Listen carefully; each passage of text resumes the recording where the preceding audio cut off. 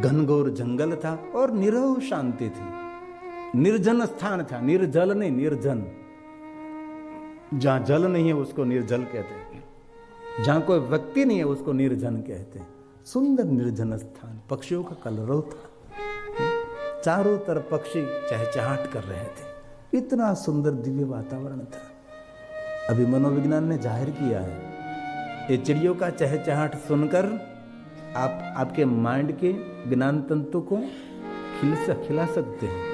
एक ज्ञान तंतु खिलते हैं। जो सुबह सुबह में पक्षी किलकिलाट करते हैं। एक बात कहूं गुजराती में, आपका घर में अपना घરની અંદર બાળકો રોતા હોય ને તો તેને કલબલાટ કહેવાય છે। આપણા ઘરની અંદર આપણા બાળકો રોતા હોય, નાના નાના ભૂલકાઓ રોતા હોય, એને કલબલાટ કહેવાય છે। પણ આપણા ઘરમાં વડીલો રોતા હોય ને તેને કકળાટ કહેવાય છે। આપણા ઘરના વડીલો જ્યારે આંસુ પાડતા હોય ઘરની અંદર એને કકળાટ કહેવાય છે। ઘરનું વાતાવરણ સ્વર્ગ કરતા સુંદર બનાવીએ આપણે। અરે બનાવી શકીએ જ। घर फर्नीचर से स्वर्ग न बने, मधुर नेचर से घर स्वर्ग बने। आपका स्वभाव मधुर होना चाहिए। हम तो गाते हैं ना अधरम मधुरम, भगवान के लिए गाते, लेकिन हमारे लिए तो कुछ भी नहीं। नहीं गाવું નથી। આ લોકોને બીજું કામ જ નહીં બોલો, મારે તે બોલ્યું ન થાય, તરત ગાવા મળે। हिमालय पहाड़ों की कंदरा, सुंदर सरिता का तट, भगवान महादेव का आराधन सती ने प्रारंभ कर दिया। पहले तो फल खाकर शरीर की रक्षा कर रही थी, धीरे धीरे फल का त्याग कर दिया। हरे हरे पर्ण खा रही है और इस पर्णों का भी त्याग करके सूखे पर्ण खा रही है। धीरे धीरे सूखे पर्ण का त्याग करके जल ग्रहण करके अपने शरीर की रक्षा कर धीरे धीरे जल भी छोड़ दिया उसने। क्या तपस्या की हो गया, जल भी छोड़ दिया। वायु का आहार करती थी, सिर्फ प्राण की रक्षा के लिए श्वास लेती थी, सिर्फ प्राणायाम करती थी और अपने शरीर की रक्षा कर रही थी और महादेव का आराधन कर रही थी, शिव को याद कर रही थी। पशुनाम पति पाप नाशम परेशम, हे परमात्मा मैं आपको याद कर रहा हूं, मैं आपको याद कर रही हूं। उसको कहते वेद सारस्तवन, आदि जगतगुरु शंकराचार्य महाराज की रचना। इसमें जो महादेव के परम भक्त रहे होगे ना उसको एक कंठस्थ रहता है, जिनको वेद सारस्तवन कहा है। पशूनां पतिं पाप नाशं परेशं, गजेन्द्रस्य कृति वसानं वरेण्यं, जटाजूटमध्ये स्फुरद्गाङ्गवारी,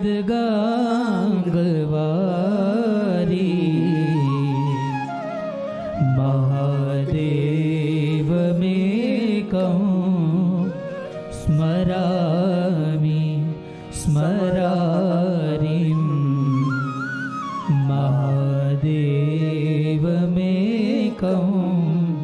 स्मरामि स्मरारिं। समरारिं, काम का दहन करने वाला समरारिं। आद्य जगतगुरु शंकराचार्य ने कह दिया कि मैं आपको एक को भजता हूँ, महादेव में एकम, एकम, दूसरा कोई नहीं, मुझे शिव ही चाहिए और दूसरा नहीं। प्रेम की गली सांकड़ी इसमें एक ही समाता है, दूसरा रह ही नहीं सकता वहाँ। इसलिए शंकराचार्य महाराज ने कह दिया कि मैं आपको एक को याद कर दूं और किसी को नहीं। हे महेश, हे सुरेश, महेशं सुरेशं सुरारास्तिनाशं। देवताओं को दुख दूर करने वाला तू है, हैं? मनुष्यों का दुख तो तेरे लिए घास के तूर्ण के बराबर है। देवताओं को भी दुख में से मुक्त करना, देवताओं का आर्तनाद सुनने वाला महादेव तू है। क्या आदि जगतगुरु शंकराचार्य ने कहा, महादेव के लिए कहा। और हम दिल से कहते हैं देवता जो नहीं कर सकता ना वो मेरा महादेव कर सकता है, देवता जो नहीं कर सकता ना वो मेरा महादेव कर सकता है। लेकिन भरोसा भरपूर चाहिए, भरोसा भरपूर, थोड़ा सा भी कम नहीं। पानी में बोतल में पानी कम है ना तो आवाज आता है, लेकिन इस बोतल पूरी पानी से भर दो ना तो कोई आवाज नहीं। और जो मौन हो गया ना समझ लेना चाहिए वही उसने पा लिया है। अधूरी बोतल डुक डुक डुक डुक आवाज करती है, जिनने अपने जीवन में श्रद्धा और विश्वास से भर लिया समझो मौन हो गया, मौन हो गया। कोई कहे मुझे ईश्वर का परिचय हो गया तो उसको कह दिए ईश्वर का तुझे परिचय हो गया तो तू बोलना भी बंद करेगा। ईश्वर का परिचय मौन है, ईश्वर का परिचय वाणी का विषय नहीं है, वाणी का विलास नहीं है ईश्वर का परिचय। ईश्वर का परिचय मौन है। वाणी का मौन तो सही, लेकिन विचारों का मौन वही उनका सानिध्य है ना। इसीलिए कहा आदि जगत गुरु शंकराचार्य महाराज ने कि तू देवताओं को भी दुख से मुक्त कर सकता है, और दुनिया का कोई दुख ऐसा नहीं जो मेरा महादेव इस दुख में से मुक्त न कर सके। एक बार उसके शरण समर्पित तो हो जाओ। कृष्ण बार बार कहते थे 5 पांडवों कभी शिव को नहीं छोड़ना, और 5 पांडव ने द्वारकाधीश कृष्ण की बात मानी। द्वारकाधीश ने कहा जहां जहां 5 पांडव गए वहां वहां लिंगों की स्थापना की उस लोगों ने। इसलिए पांडव कालीन बहुत सारे शिवलिंग हमारे भारत देश के अंदर है। कभी यमुनोत्री जाने का अवसर मिले, यमुनोत्री 60 किलोमीटर रहती, इससे पहले एक लाखा मंडल आता है, वह पांडव ने गुप्तवास किया था, वहां 1 लाख शिवलिंग पांडव ने स्थापित किया। ऐसे तो बहुत सारे आपके दक्षिण गुजरात के अंदर दमन के पास एक माता कुंता ने लिंग स्थापन किया, जिनको कहते कुंतेश्वर महादेव। माता कुंती ने अपने कर कमल के द्वारा लिंग की स्थापना की है। क्योंकि द्वारकाधीश कृष्ण ने कहा कि महादेव के बिना पांडवों आपका उद्धार नहीं, शिव ही आपका उद्धार कर सकते हैं। अर्जुन को खींच खींच कर ले गए, पकड़ पकड़ कर अर्जुन को लगे, चल पहले अभिषेक, इतना बड़ा युद्ध खेलना था। तो भगवान द्वारकाधीश ने क्या कहा, पहला हम दोनों महादेव को जलाभिषेक करेंगे। वासुदेव सहार्जुनम, अर्जुन के साथ। और जब धरती को छोड़कर लीला पूर्ण करके सधाम गमन करना था, तब भी भाई बलराम को लेकर सोमनाथ का अभिषेक किया उसने। सोमनाथ महादेव को अभिषेक करके कहा, भाई बलराम बड़े भाई थे। महादेव को जलाभिषेक करके भगवान शिव के पास से आज्ञा लेकर बिल्वपत्र लिया और कृष्ण ने बलराम को दिया। ये नमन है, नमन। अब मन तो महादेव को अर्पण कर दें, अब हमारी लीला धीरे धीरे पूर्ण होने वाली है। अंतिम अभिषेक सोमनाथ का हो। अभिषेक हमारा मन हम शिव को अर्पण कर रहे हैं, और जग प्रसिद्ध अभिषेक होगा जो महाभारत की पहचान है। ओम नमो भवाय शर्वाय, ओम नमो भवाय शर्वाय रुद्राय वरदाय च पशूनां पते नित्यं उग्राय च कपर्दिने महादेवाय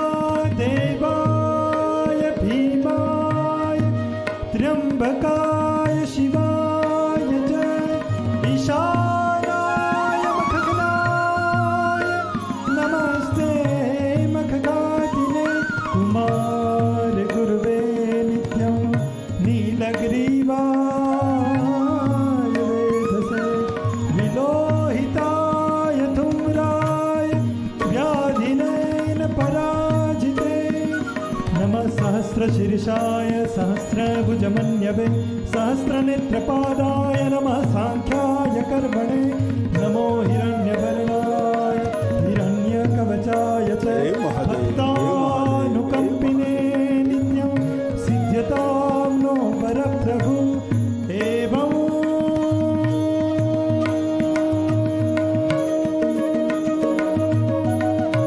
स्तुत्वा महादेव वासुदेव सहार्जुन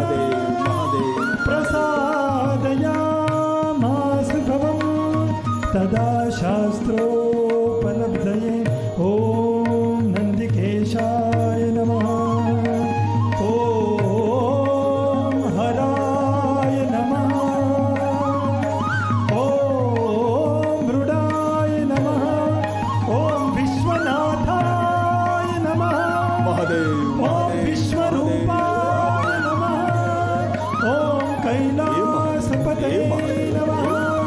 ॐ नमः शिवाय नमः शिवाय नमः शिवाय। महर्षम सुरेशम सुरारार, देवताओं को दुख में से मुक्त करने वाला स्वयं शिव है, स्वयं महादेव है। राम जी ने भी भगवान राम जी ने लक्ष्मण जी को बार बार कहा कि लक्ष्मण, हम दोनों भाई मिलकर भगवान को जलाभिषेक करेंगे। इसलिए बहुत हृदय से मैं कहता हूं, जीवन के सभी दुखों का निवारण शिव है और कोई है ही नहीं। कभी कभी महादेव को जलाभिषेक करते करते गंगा जल तो अर्पण करे, लेकिन कभी कभी अश्रु जल भी भगवान को अर्पण कर दिए। भगवान, हमारे आंसू का सम्मान करने वाला कोई नहीं है। रड़ी लेवू आसान है, पण दिल में दुख छुपावी ने हसतू रहવું એ મુશ્કેલ છે। રડી લેવું તો આસાન છે, પણ હૃદયમાં દુઃખને છુપાવી અને હસતું રહેવું ये मुश्किल है। आपके मुख पर मुस्कुराहट है तो दुनिया आपके साथ है, वरना आंसुओं की जगह तो आंख में भी नहीं है। रड़तो मानस सारो न लागे, हसतो मानस सारो लागे। मुख पर प्रसन्नता, मुस्कुराहट, जैसे कोई गुलाब का पुष्प खिला। किसी व्यक्ति ने गुलाब की पुष्प को पूछा कि रे, चारों तरफ तीक्ष्ण कांटे हैं, बीच में तू इतना प्रसन्न है और खिल रहा है। गुलाब ने कहा, मुझे पता है चारों तरफ कांटे ही कांटे हैं, तीक्ष्ण कांटे। दुनिया में यही है। दुनिया हमारी मां नहीं है, दुनिया बड़ी कठोर है।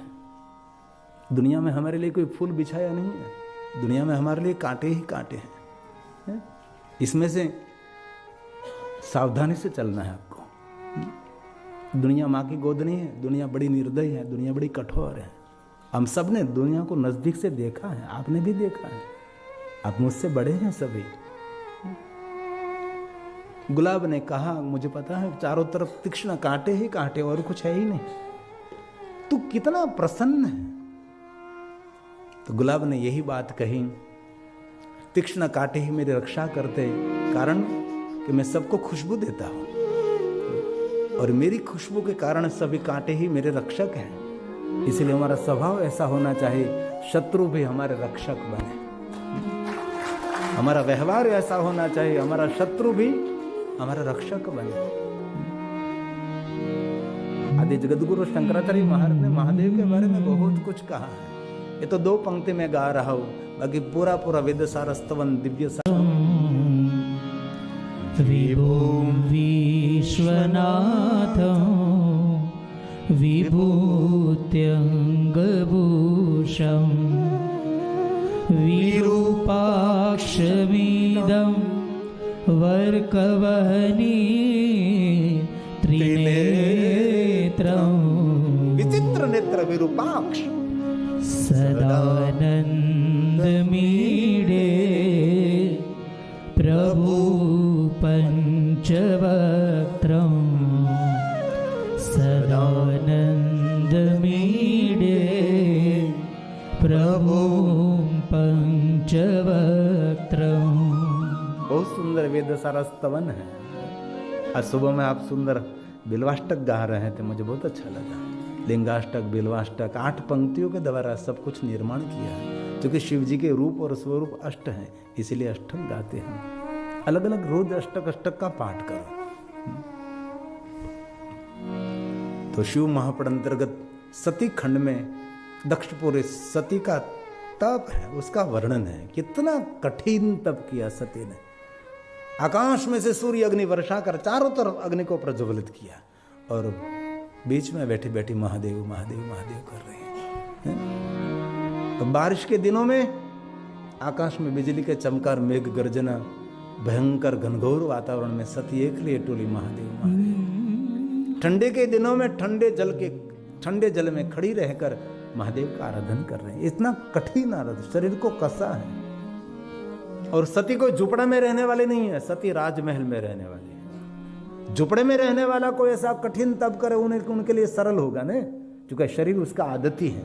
लेकिन राजमहल में रहने वाली प्रजेश राजा की पुत्री है, राजमहल में पलने वाली, तो भी सब कुछ राजमहल का सुख वैभव छोड़कर सती भगवान शिव के लिए इतना कठिन तप कर रही है। तप के बिना कभी प्रकाश नहीं होता, तप के बिना कभी प्रभाव नहीं होता। जिनकी वाणी में भगवान का भजन रहता है उसकी वाणी में प्रभाव रहता है। बहुत लोग बोलते हैं तो उसकी भाषा लुखी लगती है, हृदय को लगती नहीं, रुखा सुखा पर वचन लगता है। कितने ही सुंदर बोले लेकिन हृदय को स्पर्श नहीं करता। क्यों? उसकी वाणी में भजन नहीं है। बहुत लोग भजन गाते हैं लेकिन हृदय तक ये भजन पहुंचता नहीं। क्यों? उन्हें वाणी में भजन नहीं है। भजन से वाणी का प्रभाव पड़ता है। झूठ बोलने वाला व्यक्ति वाणी का देवता है, उससे नाराज हो जाता है। दूसरों की निंदा करने से वाणी का देवता उससे दूर चला जाता। वाणी का भी देवता है, वाणी की देवी है, वीणावादी नहीं है। मैंने पहले दिन में कहा था, सुबह में आंख खोले माता सरस्वती को कभी नहीं भूलना, क्योंकि सरस्वती आपको प्रेरित करती है कि आपको क्या बोलना है। हम सबको माता सरस्वती प्रेरित करती है कि आपको क्या बोलना है, और सरस्वती को प्रेरित करने वाला ये मेरा महादेव है कि तुझे ये बोलना है। ये शिव है, ये महादेव है। हमारी जीवा पर मां सरस्वती रहती है, हमारे कंठ में माता सरस्वती रहती हैं, लेकिन सरस्वती के जीवा पर, सरस्वती के कंठ में मेरा महादेव रहता है। माता सरस्वती महादेव की परम भक्त है। सुबह में एक स्तोत्र का पाठ में कर रहा था, इसमें यही अनायास ऐसे आ गया। महादेव को कह रहे थे, महादेव सरस्वती आप स्वरूप हैं, आपका ही रूप है, ये वाणी की देवी। सती ने बहुत महादेव का कठिन आराधन किया, शिव जी को याद कर रही है, और सती का तप देखकर चारों तरफ से जय जयकार भी होने लगी। देवता जय जयकार करने लगे। क्यों? सती ने तपस्या की है। जो तप करे, कोई साधना करे, अनुष्ठान उपासना करे, कोई बहुत बड़ा यज्ञ करे, तो उसकी जय जयकार देवता करते। देवताओं का एक निजी स्वभाव है दूसरों की प्रशंसा करना, वो देवताओं का स्वभाव है। दूसरों की निंदा करना वो राक्षसों का स्वभाव है। आप कौन है आप नक्की कर लीजिए। आप देव तुल्य हैं क्या आप दानव तुल्य हैं? क्योंकि हमारे शास्त्रों में वर्णन किया है कि देवता हमेशा प्रशंसा करते हैं। कोई तप करे, कोई साधना करे, अनुष्ठान करे, उपासना करे, उसका जय जयकार करने लगे। और ये कथा नहीं है, बहुत सारी कथा है कि उनका देवता जय जयकार करने लगे, क्योंकि देवताओं का स्वभाव है। कोई सत्कर्म करते उसका जय जयकार करते, कोई श्रेष्ठ कार्य करते उसकी प्रशंसा करते हैं। गुजराती में कहूँ तो सारा कामो करे ने तेना वखाण करवा, तेने वखोड़वा नहीं।